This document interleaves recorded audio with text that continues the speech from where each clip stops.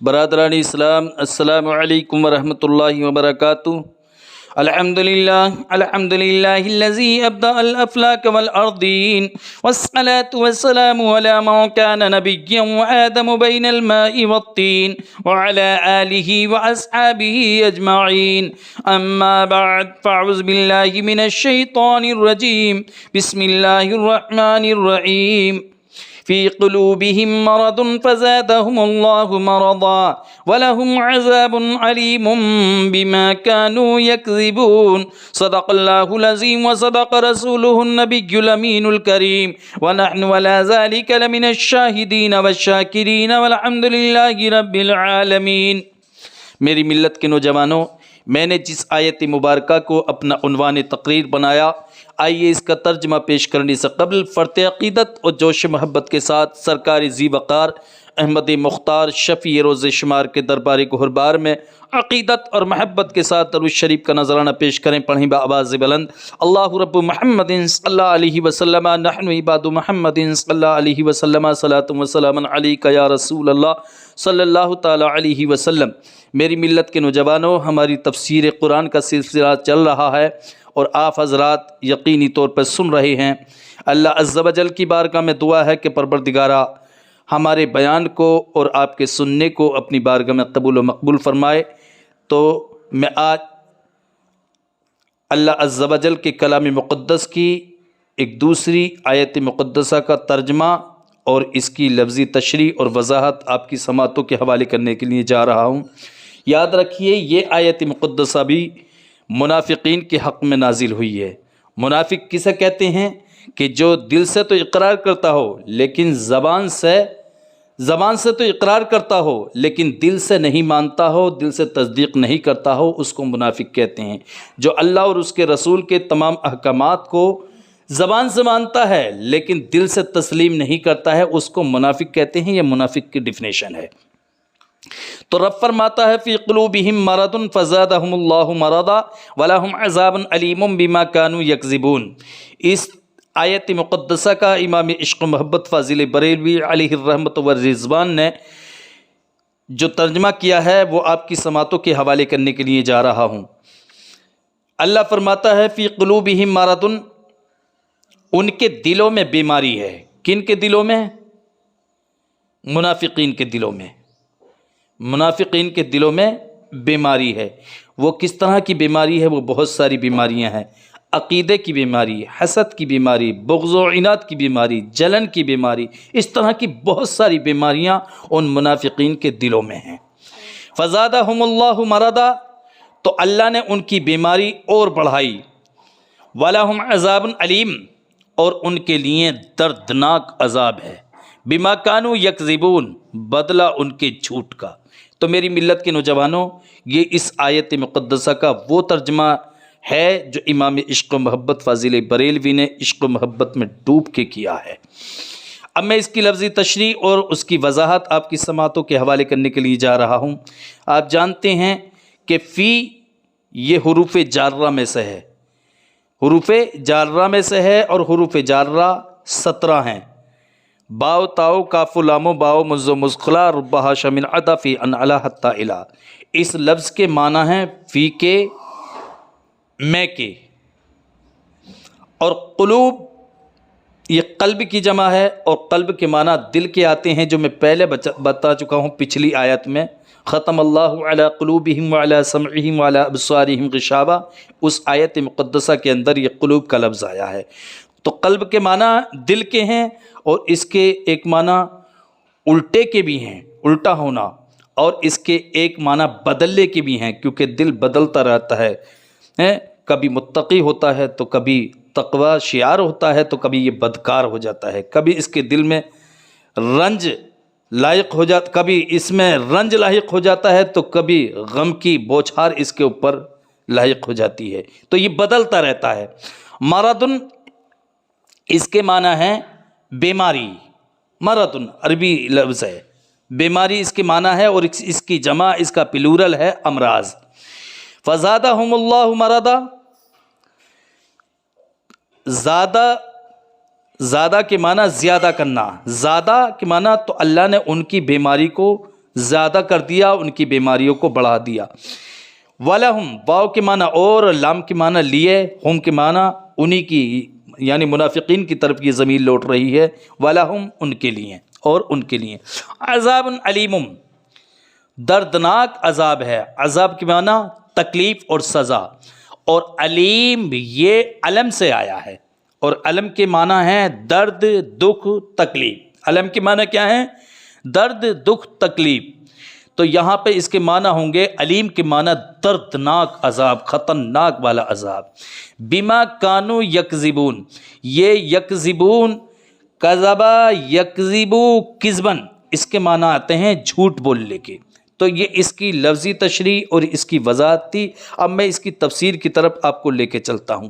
میری ملت کے نوجوانوں، جو اس آیت مقدسہ کے اندر پروردگار عالم نے ارشاد فرمایا فی قلوبہم مرض، اور ان کے دلوں میں بیماری ہے، مرض ہے۔ تو یہ مرض کیسا ہے؟ یہ بیماری کیسی ہے؟ وہ کون سی بیماری ہے؟ جہالت کی بیماری ہے۔ ان منافقین کے دلوں میں جہالت کی بیماری ہے، جہالت کوٹ کوٹ کے بھری ہوئی ہے۔ اور اگر ان کے اندر علم ہوتا، ان کو سمجھ ہوتی، تو یہ سمجھ لیتے کہ واقعی اللہ نے ہمیں وہ تحفہ دیا ہے، مصطفیٰ کی شکل میں، اپنے حبیب محبوب کی شکل میں وہ تحفہ دیا ہے کہ ایسا تحفہ نہ اس سے پہلے ملا، نہ اس کے بعد ملنے والا ہے۔ لیکن جہالت کی بیماری ان کے دلوں میں کوٹ کوٹ کے بھری ہوئی تھی، اور اس جہالت کی بیماری نے ان کو سمجھنے سے قاصر رکھا، اور ان کو سمجھنے کی توفیق ان سے ہٹا لی گئی۔ اور بد عقیدگی کی بیماری، ان کے اندر بد عقیدگی کوٹ کوٹ کے بھری ہوئی تھی۔ حسد کی بیماری، بغض و عناد کی بیماری، دنیا کی محبت، جھوٹ اور ظلم وغیرہ کی بیماری، یہ تمام بیماریاں ان کے دلوں میں کوٹ کوٹ کے بھری ہوئی تھی، منافقین کے دلوں میں، جس کی وجہ سے یہ زبان سے تو اقرار کرتے تھے لیکن دل سے کبھی مصطفیٰ کی تصدیق نہیں کرتے تھے۔ یہی وجہ تھی کہ مصطفیٰ جان رحمت نے، اور اس کے ساتھ ساتھ میں پھر یہ مصطفیٰ کے علم پہ تانا زنی کرتے تھے، مصطفیٰ کے علم کو جو ہے ٹٹولتے تھے، مصطفیٰ کے علم پر تانا کستے تھے کہ یہ ڈینگیں مارتے ہیں اپنے صحابہ کرام کے درمیان بیٹھ کے کہ میں مشرق و مغرب سے واقف ہوں، اپنی پوری کائنات کو اس طرح دیکھ رہا ہوں جیسے اپنے ہاتھ کی ہتھیلی کو دیکھ رہا ہوں، اور انہیں یہ خبر نہیں ہے کہ ہم ان پر ایمان نہیں لائے ہیں، ہم نے تو دھوکہ دینے کے لیے، ہم نے فریب دینے کے لیے آپ ایک اسلام قبول کر لیا ہے، حقیقت میں ہم نے اسلام قبول نہیں کیا، ان کو یہ خبر نہیں ہے۔ تب اللہ کے رسول صلی اللہ علیہ وسلم کو جلال آیا تھا، اور مسجد نبوی میں کھڑے ہو کر ان کے ایک ایک کے نام لے لے کر اخرج یا فلاں فانک منافق، اخرج یا فلاں فانک منافق، تو نکل جا، تو منافق ہے، تو نکل جا، تو منافق ہے میری مسجد سے۔ 360 منافقین کو مسجد نبوی سے نکال کے باہر کیا تھا میری ملت کے نوجوانوں۔ تو یہ وہ لوگ ہیں جو مصطفیٰ کے، جن کے دلوں میں مصطفیٰ جان رحمت صلی اللہ علیہ وسلم سے جہالت بھری ہوئی ہے، بدعقیدگی بھری ہوئی ہے، حسد بھرا ہوا ہے، بغض و عناد بھرا ہوا ہے، اور جھوٹ اور ظلم ان کے اندر، ان کی رگوں میں کوٹ کوٹ کے بھرا ہوا ہے۔ تو ان کی وجہ سے نفس کے کمالات زائل ہو جاتے ہیں۔ جو جھوٹ اور ظلم وغیرہ ہوتا ہے، ان کی وجہ سے نفس کے جو کمالات ہوتے ہیں وہ زائل ہو جاتے ہیں، اور کبھی یہ عیوب کفر تک بھی پہنچا دیتے ہیں۔ یہ جہالت ہے، بدعقیدگی ہے، حسد ہے، بغض ہے، اور جھوٹ اور ظلم ہے، یہ جو باتیں ہیں کبھی کبھی یہ عیب کفر تک پہنچا دیتے ہیں کہ آدمی اس سے دائرہ اسلام سے خارج ہوتا ہے، جو کہ روحانی موت ہے۔ کفر تک جب پہنچ گیا تو روح کی موت بن جاتی ہے۔ تو میری ملت کے نوجوانوں، مرضن سے متعلق یہ باتیں تھی۔ اب پروردگار عالم ارشاد فرماتا ہے فزادہم اللہ مرضا، اللہ نے ان کی بیماری کو اور بڑھا دیا۔ وَلَهُمْ عَذَابٌ علیم، ان کے لیے دردناک عذاب ہے۔ تو ایک لفظ ہے اس کے اندر علیم، یہ علیم علم سے بنا ہوا ہے، اور جس کے علم کے معنی میں نے آپ کو بتا ہی دیے ہیں کہ علم کے معنی دکھ، درد، تکلیف، کہ جس کے معنی ہیں درد اور تکلیف۔ علیم کے معنی ہوئے دردناک اور تکلیف دہ۔ علیم کے معنی کیا ہوئے؟ دردناک اور تکلیف دہ۔ کفار کے عذاب کو عظیم فرمایا گیا تھا، اور منافقوں کے عذاب کو علیم کہا گیا۔ اس کی وجہ کیا؟ ایک شخص نے پوچھا کہ کفار کے لیے تو عظیم کا لفظ آیا کہ ان کے لیے عذاب عظیم ہے، بڑا عذاب ہے، اور منافقین کے لیے علیم آیا کہ عذاب علیم، ان کے لیے دردناک عذاب ہے، تو ان کے لیے آخر کیا کافر کیا ہے اور منافق کیا ہے؟ تو اس کا جواب یہ دیا جاتا ہے کہ دیکھیے، منافق وہ ہے کہ جس نے اسلام کو چکھا، نماز کی چاشنی اس کے منہ تک پہنچی، اور کافر وہ ہے کہ جس نے اسلام کو چکھا ہی نہیں، جس نے مسلمانوں کی صحبت میں جو بیٹھا ہی نہیں، تو وہ کافر ہے، تو وہ اسلام تک پہنچا ہی نہیں، اس لیے اس کو اس کے کفر کی سزا ملے گی، تو اس کو عذاب عظیم ملے گا، یعنی بڑا عذاب ملے گا۔ لیکن منافق جو ہے، اس نے اسلام کو چکھ لیا، مسلمانوں کی صحبت میں بیٹھ گیا، اور بیٹھنے کے بعد پھر جو ہے یہ مکاری، عیاری، غداری پہ اترا، اس کی وجہ سے اس کو عذاب علیم دیا جائے گا۔ کون سا عذاب؟ خطرناک والا عذاب، اور یہ عذاب علیم وہ ہے جو جہنم کا سب سے نچلا طبقہ ہے، کہ جس سے جہنم بھی پناہ مانگتی ہے، جس کو اسفل السافلین کہا جاتا ہے، اس طبقے میں ان منافقین کو رکھا جائے گا۔ تو میری ملت کے نوجوانوں، وہ کفار کے عذاب کو عظیم فرمایا گیا تھا، اور منافقوں کے عذاب کو علیم کہا گیا ہے، اس لیے کہ بمقابلہ کفار کے ان کو عذاب کی زیادہ تکلیف ہوگی، کیونکہ کافروں نے ایمان کی لذت بالکل نہ چکھی تھی، اور نور ایمانی ان کے ظاہری حواس تک بھی نہ پہنچا تھا، انہیں خبر ہی نہ تھی کہ نماز میں کیا لطف ہے اور ایمان میں کیا بہار۔ لیکن منافقین ایمان کے دروازے تک پہنچ چکے تھے، اور اس کی شیرنی ان کے تالو اور زبان میں لگ چکی تھی، پھر اس کے پھل نہ کھا سکیں گے، تو ان کو اپنی محرومی پر بہت صدمہ ہوگا، جیسے کہ ایک شخص نے عمدہ میووں کا مزہ چکھا ہی نہیں، دوسرے نے چکھا تھا مگر اب اس کو میسر نہیں، یعنی جس نے چکھا تھا اس کو میسر نہیں، تو یقیناً نہ ملنے کی حسرت زیادہ انہی کو ہوگی جو چکھ کر محروم ہو گئے۔ تفسیر روح البیان اور تفسیر عزیزی نے لکھا ہے کہ کھلے کافروں کو تو صرف دوزخ کا عذاب ہی ہوگا، جو کھلے کافر ہیں ان کو صرف دوزخ کا عذاب ہی ہوگا، اور منافقوں کو عذاب بھی اور طعنے بھی، یعنی منافقوں کو عذاب بھی دیا جائے گا اور ان کو طعنے بھی دیے جائیں گے کہ تم نے تو کلمہ پڑھا تھا، تم تو نمازیں بھی پڑھتے تھے، تم تو مسلمانوں کی صحبت میں بیٹھتے تھے، آخر تمہیں کہ یہ کیسا عذاب دیا جا رہا ہے؟ ان کو یہ طعنے بھی دیے جائیں گے، اس لیے ان کو تکلیف زیادہ ہوگی، چونکہ انہوں نے جھوٹ بھی بولا تھا، اس لیے ان کو جہنم کے سب سے نیچے طبقے میں، جس کو اسفل السافلین کہا جاتا ہے، اس میں رکھا جائے گا، جہاں کے اور طبقات سے دوزخیوں کی پیپ وغیرہ بہ کر آئے گی۔ یعنی اسفل السافلین جو جہنم کا نچلا طبقہ ہے، جو دوزخی اوپر ہوں گے، ان کی پیپ بہ بہ کر نچلے طبقے میں یعنی اسفل السافلین میں پہنچے گی، تو یہ منافق جو ہے اس پیپ کو کھائیں گے، اس کو پئیں گے۔ اللہ اکبر! ان منافقین کو کیسا عذاب دیا جائے گا! قسم خدا کی، اگر کوئی بھی شخص منافق ہے، اس کے دل میں ایسا نفاق ہے کہ اس کی زبان پہ کچھ رہتا ہے اللہ اور اس کے رسول کے بارے میں اور اسلام کے بارے میں، اور اس کے دل میں، اس کی زبان پہ کچھ رہتا ہے، اس کے دل میں کچھ رہتا ہے، تو آج ہی توبہ کر لے، جو زبان پہ ہو وہی دل میں رکھے، تاکہ اسفل السافلین جہنمیوں کی پیپ اس کو کھانے اور پینے کے لیے نہ ملے، اس سے محفوظ ہو جائے، کیونکہ جہنم کے اس طبقے میں اس منافق کو ڈالا جائے گا کہ جس سے جہنم بھی پناہ مانگتی ہے، اور جہنمیوں کی پیپ بہ بہ کر اس اسفل السافلین نچلے طبقے میں پہنچے گی، اسی کو یہ منافق پیے گا، اسی کو کھائے گا۔ اللہ اپنی پناہ میں رکھے۔ تو میری ملت کے نوجوانوں، دوزخیوں کی پیپ وغیرہ بہ کر آئے گی، اور وہی ان کو پلائی جائے گی کہ کفر کی وجہ سے ان کو یہ عذاب ہوا، اور فریب کی وجہ سے یہ، یعنی کفر کی وجہ سے تو عذاب ہوا ہے، اور یہ جو جہنمیوں کی پیپ پینے کو مل رہی ہے، یہ ان کے فریب اور جھوٹ اور غداری، مکاری، عیاری کی وجہ سے یہ ان کو پیپ پینے کو مل رہی ہے، جہنمیوں کی، دوزخیوں کی۔ اور جہنم کے نچلے طبقے میں جو رکھا گیا ہے، صرف اس وجہ سے رکھا گیا ہے کہ انہوں نے کلمہ پڑھا، اور کلمہ پڑھنے کے بعد مصطفیٰ جان رحمت صلی اللہ علیہ وسلم کے ساتھ میں غداری، عیاری، مکاری سے کام لیتے رہے، جھوٹ بولتے رہے، اور دل میں کچھ رکھا اور زبان پہ کچھ رکھا۔ تو میری ملت کے نوجوانوں، اسی وجہ سے ان کو اسفل السافلین جہنم کے نچلے طبقے میں پہنچایا جائے گا۔ اللہ عز و جل کی بارگاہ میں دعا ہے کہ مولا، اگر اس کائنات میں کوئی بھی اس طرح کا منافق ہو تو اس کو توبہ کی तौफीक अता फरमा दे ताकि वो तौबा कर ले और जहन्नम के निचले तबके में न जाए। अल्लाह अज़्ज़ वजल की बारगाह में दुआ है कि मौला हर मुसलमान को और हर मुनाफिक को समझने की तौफीक अता फरमा।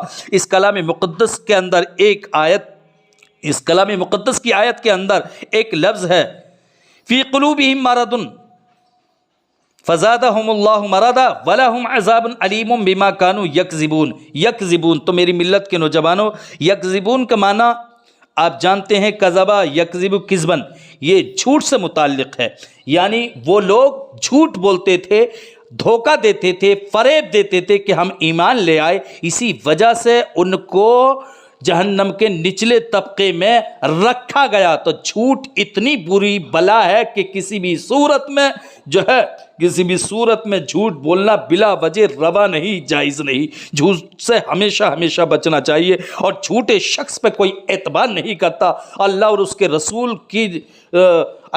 रसूल की बारगाह में तो झूठा मकबूल है ही नहीं, दुनिया में भी झूठा मकबूल नहीं होता, उस पर कोई एतबार नहीं करता। लेकिन बाज़ लोग जो कहते हैं कि हज़रत इब्राहीम अलैहिस्सलाम ने झूठ बोला था, तो इससे भी मुताल्लिक मैं आपकी समातों के हवाले कुछ बातें करना चाह रहा हूँ। हज़रत इब्राहीम अलैहिस्सलाम के मुताल्लिक जो आया है कि उन्होंने माज़ल्ला 3 झूठ बोले।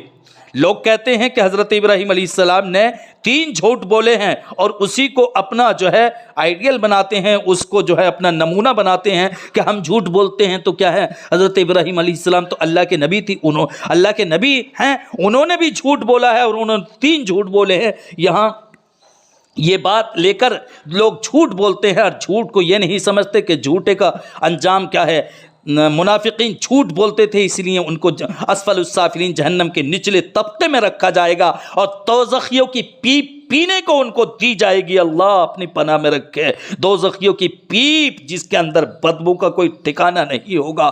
तो लोग कहते हैं कि हज़रत इब्राहीम अलैहिस्सलाम भी झूठ बोले हैं और उन्होंने 3 झूठ बोले हैं, हम बोलते हैं तो क्या है। तो मेरी मिल्लत के नौजवानों, यहाँ झूठ से मुराद तारीज़ है।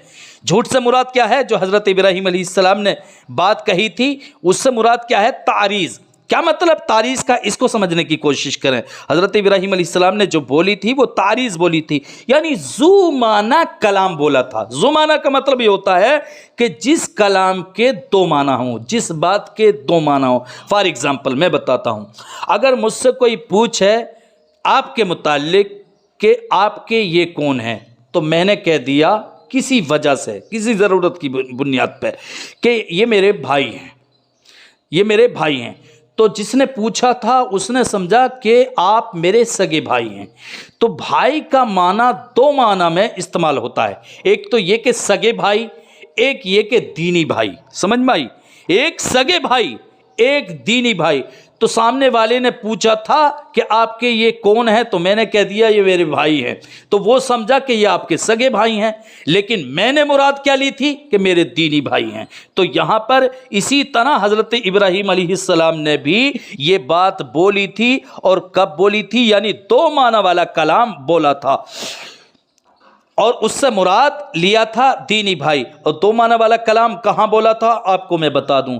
जैसे कि आपकी बीवी हज़रत सारा के मुताल्लिक एक जालिम बादशाह ने, जो मिस्र का बादशाह था, बड़ा जालिम और जाबिर बादशाह था, और उसकी गवर्नमेंट का, उसकी सरकार का, उसके मुल्क का ये कानून बन गया था कि वो इतना जालिम और जाबिर बादशाह था और इजाश बहुत बड़ा था। उसने जगह जगह अपने कारकुनान, अपने लोगों को लगा रखा था कि बाहर से आने वाली काफ़िलों के अंदर अगर कोई हसीन व जमील औरत या लड़की आती तो वो उसको पकड़वा लेता था और अपनी हविस का शिकार बनाता था, उसके साथ में अय्याशी करता था। तो एक मरतबा हज़रत इब्राहीम अलैहिस्सलाम जब हिजरत फरमाकर मिस्र होते हुए जा रहे थे, तो मिस्र की सरहदों पर जब पहुँचे तो आपके साथ आपकी बीवी हज़रत सारा भी थी, जो हुस्न जमाल का पैकर थी। तो उस बादशाह ने उनको पकड़वा लिया।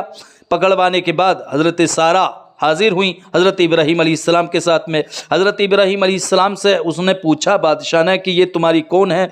तो हज़रत इब्राहीम अलैहिस्सलाम ने ये सोचकर कि अगर मैं इनको बहन बता दूंगा तो बहन बताने पर वो बादशाह छोड़ दिया करता था। बहन से, अगर भाई के साथ में बहन है तो उससे कोई उसके साथ में बदतमीज़ी नहीं करता था, उसको छोड़ देता था। तो हज़रत इब्राहीम अलैहिस्सलाम ने यही सोचा था कि अगर मैं बहन बता दूंगा तो یہ جھوٹ بھی نہیں ہوگا کہ حضرت سارہ میری دینی بہن ہے، دینی بہن ہے، دین کی بہن ہے، اور یہاں سے اس ظالم بادشاہ کے چنگل سے بھی بچ جائیں گے ہم۔ تو آخرکار حضرت ابراہیم علیہ السلام نے اس بادشاہ سے کہا کہ یہ میری دینی بہن ہے، لیکن بہرحال اس ظالم نے بہن بتانے کے باوجود بھی حضرت سارہ کو نہیں چھوڑا۔ اگلا واقعہ میں بتانا نہیں چاہتا، یہیں پہ میں اپنی بات کو ختم کرتا ہوں۔ بتانا یہ چاہ رہا ہوں کہ جھوٹ حضرت ابراہیم علیہ السلام نے بولا تھا یا نہیں بولا تھا؟ جھوٹ نہیں بولا تھا، بلکہ ذو معنی کلام بولا تھا، جو دو معنی رکھتا ہے، وہ کلام بولا تھا جو دو معنی رکھتا ہے۔ تو بادشاہ نے پوچھا کہ یہ آپ کی کون ہے؟ آپ نے خیال فرمایا کہ اگر میں نے کہہ دیا کہ میری بہن ہے تو یہ ظالم مجھ سے جبراً چھین لے گا، اس لیے آپ نے کہہ دیا کہ یہ میری بہن ہے۔